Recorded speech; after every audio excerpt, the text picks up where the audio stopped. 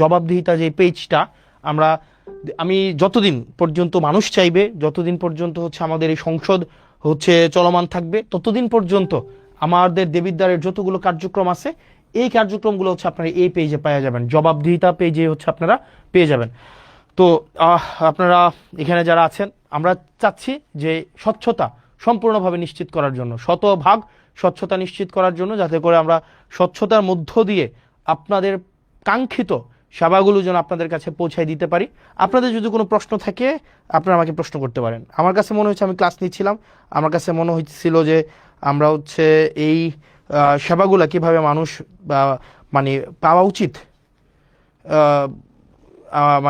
উচিত, সেগুলো এখন আপনারা যদি আমাকে বলেন যে কিভাবে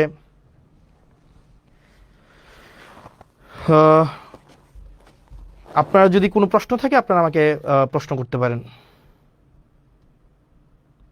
এবং আপনারা মানে যেটা আপনাদের জনগণের কাজ হচ্ছে, দেখেন আপনাদের জনগণের কাজ হচ্ছে, আপনাদের যদি কোনো স্পেসিফিক প্রশ্ন থাকে আপনারা প্রশ্ন করতে পারেন, কোনো স্পেসিফিক যদি কোনো প্রশ্ন থাকে।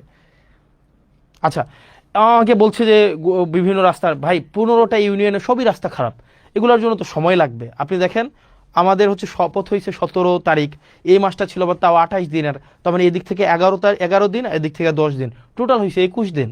তো 21 দিনে তো প্রায় দেবিদ্বার পরিবর্তন সম্ভব না। যদি 21 দিনে দেবিদ্বার পরিবর্তন হয়ে যাইতো তাহলে তো হচ্ছে কি হইতো, আপনার মোটামুটি বলা যায় হচ্ছে তাহলে 5 বছর তো আর সময় দরকার ছিল না। তো সেই জন্য আপনাদেরকে একটু ধৈর্য ধরতে হবে। এবং আমাদের যে ইউনিয়নগুলো আছে, আমি যদি দেখি সবচেয়ে নাজুক ইউনিয়ন হচ্ছে, যদি তালিকা করতে যাই সবগুলোই হচ্ছে 1 নম্বরে থাকবে। আমি যদি নাজুক ইউনিয়নের তালিকা করতে চাই 1 নম্বরে থাকবে।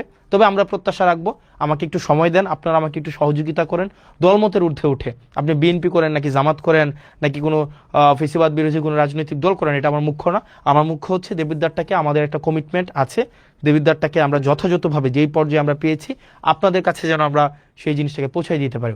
যে জিনিসটা বলছিলাম, ঠিকাদার যে প্রতিষ্ঠানগুলো আছে, এই ঠিকাদার প্রতিষ্ঠানগুলোর কিছু হচ্ছে ওদের একটা কারসাজি আছে। ওরা কি করে, একজন মালিক থাকে, একজন মালিক 5-6টা ঠিকাদারি প্রতিষ্ঠানের খোলে। একজন মালিক 5-6টা ঠিকাদারি প্রতিষ্ঠান খুলে, একটা খুলে বোন নামে, একটা ছেলের নামে, একটা অন্য আত্মীয়র নামে, এটা করে ওরাই ঘুরে ফিরে এরাই কাজগুলো নেয়, নাম্বার 1। যার কারণে যেটা হয়, দেখা যায় একটা ঠিকাদারি প্রতিষ্ঠান একটাই, তার নিজস্ব একটাই যন্ত্রপাতি থাকে, যেমন ট্রাক, তারপরে হচ্ছে যেই স্টিম রোলার বা যে বিষয়গুলো থাকে সেগুলো একটাই থাকে, এবং এই একটা দিয়ে সে 5টা ঠিকাদারি প্রতিষ্ঠান চালায়। যার কারণে দেখবেন কাজটা না খুব স্লো হয়ে যায়, কারণ সে এক ঠিকাদারি প্রতিষ্ঠান দিয়ে এক রাস্তার কাজ একদিন চালায় বা 1 সপ্তাহ চালায়, পরের ঠিকাদারি প্রতিষ্ঠান যেহেতু তার নিজেরই, কিন্তু মেশিন তার কাছে মাত্র একটাই আছে, সেইটাতে আবার হচ্ছে 1 সপ্তাহের জন্য পাঠায়। যার কারণে আগের যেই রাস্তাটা, এটার কাজ 1 সপ্তাহ বন্ধ থাকে, এরপরে পাঠায় আরেকটা, এরপরে পাঠায় আরেকটা। এই কারণে দেখবেন আপনার যে রাস্তাগুলো হয় সেগুলো অনেক দিন লাগাইয়া হয়। সেই জন্য ঠিকাদার প্রতিষ্ঠান ভাইয়েরা আপনারা যারা আছেন, আপনারা দেবিদ্বারে ব্যবসা করবেন, একদম শতভাগ হচ্ছে কি যেন বলে, এখানে একটা সিস্টেম আছে, শতভাগ এটাকে কি যেন বলে, ওই যে টাকা দিতে হয় আর কি, কমিশন, শতভাগ কমিশন মুক্ত আপনারা ব্যবসা করবেন, চাঁদাবাজ মুক্ত ব্যবসা করবেন, চাঁদা মুক্ত ব্যবসা করবেন, আপনার ন্যায্য ব্যবসাটা আপনি করবেন, আপনাকে কেউ ডিস্টার্ব করবে না। তবে আপনি জনগণের সাথে প্রতারণা করতে পারবেন না। অর্থাৎ আপনি যেই সময়ের মধ্যে আপনি কাজটা জনগণের হাতে বুঝিয়ে দেওয়ার কথা, আপনি সেই সময় হচ্ছে কাজটা আপনি তাকে বুঝাই দিবেন।